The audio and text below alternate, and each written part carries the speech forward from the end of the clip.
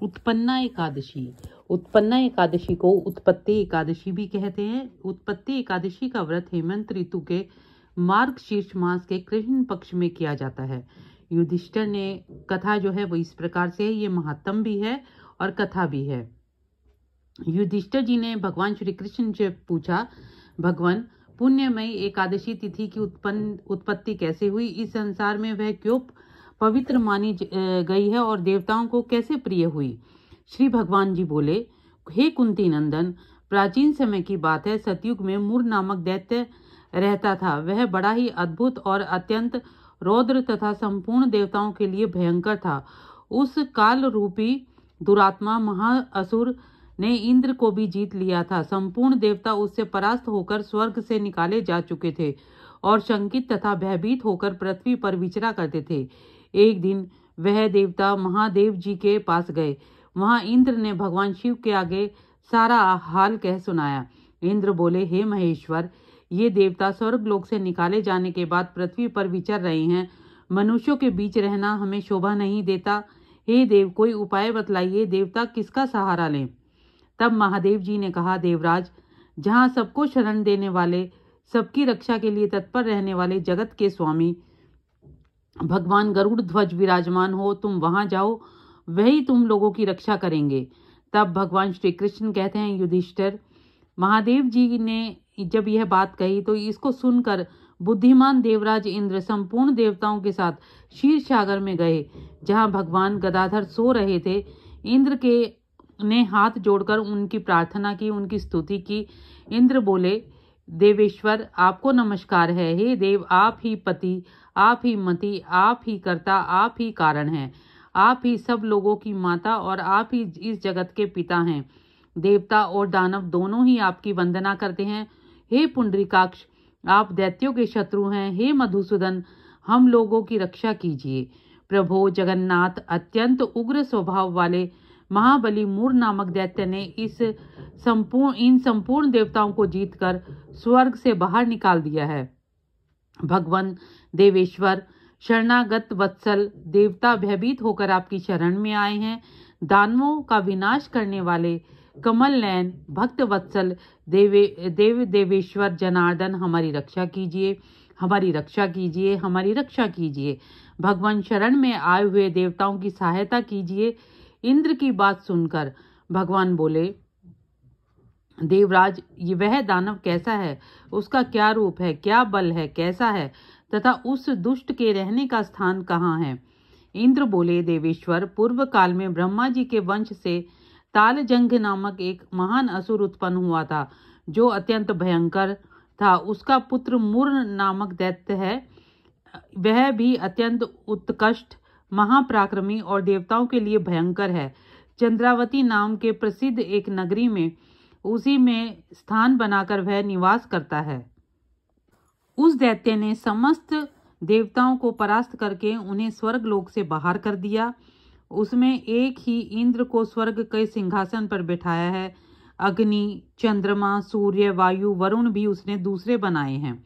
हे जनार्दन, मैं सच्ची बात बता रहा हूँ, उसने सब कोई दूसरे ही कर लिए हैं। देवताओं को तो उसने उनके प्रत्येक स्थान से वंचित कर दिया है। इंद्र की बात सुनकर भगवान जनार्दन को बड़ा ही क्रोध आया। उन्होंने देवताओं के साथ लेकर चंद्रावती नगरी में प्रवेश किया। भगवान गदाधर ने देखा कि दैत्यराज बारंबार गर्जना कर रहा है और उससे परास्त होकर संपूर्ण देवता दशों दिशाओं में भाग रहे हैं। अब वह दानव भगवान विष्णु को देखकर बोला, खड़ा रह, खड़ा रह। उसकी यह ललकार सुनकर भगवान के नेत्र क्रोध से लाल हो गए और वे बोले, अरे दुराचारी दानव, मेरी इन भुजाओं को देख। यह कहकर भगवान विष्णु ने दिव्य बाणों के से सामने आए हुए दुष्ट दानव को मारना आरंभ किया। दानव भय से विह्वल हो उठे। पांडुनंदन तत्पश्चात श्री विष्णु ने दैत्य सेना पर चक्र का प्रहार किया।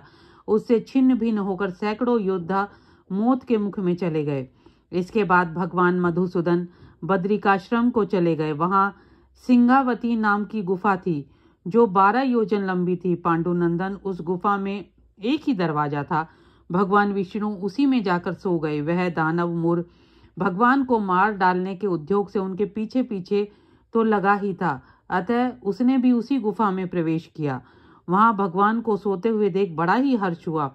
उसने सोचा, यह दानवों को भय देने वाला देवता है, अतः निसंदेह ही मैं इसे मार डालूंगा। युधिष्ठिर, दानव के इस प्रकार विचार करते ही भगवान विष्णु के शरीर से एक कन्या प्रकट हुई, जो बड़ी ही रूपवती, सौभाग्यशालिनी तथा दिव्य अस्त्रों से सुसज्जित थी। वह भगवान के तेज के अंश से उत्पन्न हुई थी। उसका बल और पराक्रम महान था। युधिष्ठिर, दानवराज मूढ़ ने उस कन्या को देखा। कन्या ने युद्ध का विचार करके दानव के साथ युद्ध के लिए याचना की। युद्ध छिड़ गया। कन्या सब प्रकार से युद्ध कला में निपुण थी। वह मूढ़ नामक महान असुर को उसके हुंकार मात्र से राख का ढेर हो गया। दानव के मारे जाने पर भगवान जाग उठे। उन्होंने दानव को धरती पर इस प्रकार निष्प्राण पड़ा हुआ देखकर कन्या से पूछा, मेरा यह शत्रु अत्यंत उग्र और भयंकर था, किसने इसका वध किया? कन्या बोली, स्वामिन, आपके ही प्रसाद से मैंने इस महादैत्य का वध किया है। श्री भगवान ने कहा, कल्याणी, तुम्हारे इस कर्म से तीनों लोकों के मुनि देवता आनंदित हुए हैं, अतः तुम्हारे मन में जैसी इच्छा हो उसके अनुसार मुझसे कोई वर मांग लो। देव दुर्लभ होने पर भी वह वर मैं तुम्हें अवश्य दूंगा, इसमें तनिक भी संदेह नहीं। वह कन्या साक्षात एकादशी ही थी। उसने कहा, प्रभु, यदि आप प्रसन्न हो तो मैं आपकी कृपा से सब तीर्थों में प्रधान, समस्त विघ्नों का नाश करने वाली तथा सब प्रकार की सिद्धि देने वाली देवी हूँ। जनार्दन, जो लोग आप में भक्ति रखते हुए मेरे दिन को उपवास करेंगे, उन्हें सब प्रकार की सिद्धि प्राप्त हो। माधव, जो लोग उपवास, नक्त भोजन तथा एक भुक्त करके मेरे व्रत का पालन करें, उन्हें आप धन, धर्म और मोक्ष प्रदान कीजिए। श्री विष्णु भगवान जी बोले, कल्याणी, तुम जो कुछ कहती हो वह सब पूर्ण होगा। भगवान श्री कृष्ण कहते हैं, युधिष्ठिर, ऐसा वर पाकर महाव्रता एकादशी बहुत ही प्रसन्न हुई। दोनों पक्षों की एकादशी समान रूप से कल्याण करने वाली हैं। इसमें शुक्ल और कृष्ण पक्ष का भेद नहीं करना चाहिए। यदि उदय काल में थोड़ी भी एकादशी हो, मध्य में पूरी द्वादशी तथा अंत में किंचित त्रयोदशी भी हो, तो उसको त्रिस्पर्शा एकादशी कहते हैं। वह भगवान को बहुत ही प्रिय है। यदि एक त्रिस्पर्शा एकादशी को उपवास कर लिया जाए तो वो 1000 एकादशी व्रतों का फल प्राप्त होता है। इसी प्रकार द्वादशी को पारण करने पर 1000 गुना फल प्राप्त होता है। अष्टमी, एकादशी, षष्ठी, तृतीया और चतुर्दशी में यदि पूर्व तिथि में विघ्न हो तो उसमें व्रत नहीं करना चाहिए। परवर्तनी तिथि से युक्त होने पर ही इसका उपवास का विधान है। पहले दिन में और रात में एकादशी हो तो दूसरे दिन केवल प्रातः काल में एक दंड एकादशी रहे तो पहली तिथि का परित्याग करके दूसरी तिथि यानी द्वादशी युक्त एकादशी का ही उपवास करना चाहिए। यह विधि मैंने दोनों पक्षों की एकादशी के लिए बताई है।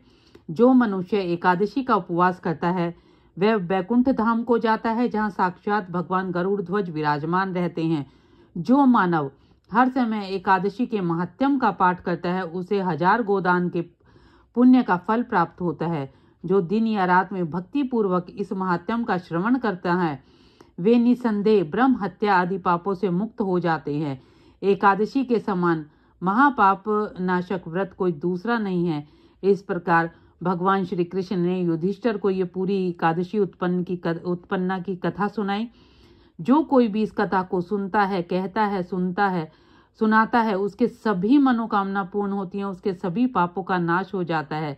इसलिए सभी को एकादशी का व्रत जरूर रखना चाहिए। आप सभी का वीडियो में लास्ट तक जुड़े रहने के लिए बहुत बहुत धन्यवाद। जय श्री कृष्ण, जय श्री कृष्ण, जय श्री कृष्ण।